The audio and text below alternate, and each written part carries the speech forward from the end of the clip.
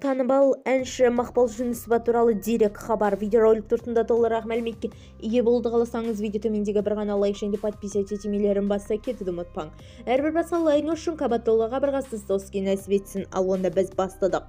Танымал әнші Мақпал Жүнісова желіде анасын туған күнмен құттықтады. Оған жан түршігерлік тілегін жолдады деп хабарлайды Елорда info.kz порталы.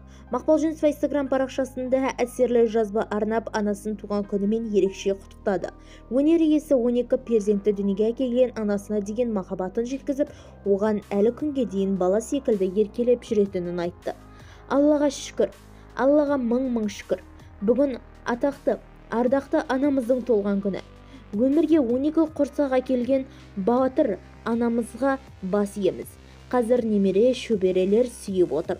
Алла талдап, Алла қолдап жүзге жетсеңізші армандаймыз. Бізге тілеу тілеп, еш жамандыққа қимайтын анамыздың төрімізде отырсын. Әлі де бала болып еркелеп жүрміз. Аман болыңыз анашым деп жазды әнші. Құттықтау лебі жүректі елжіретті. Бізді тамашалауды жалғастырыңыз, жұлдызды жаңалықтарды алғашқылар қатарында біле отырыңыз.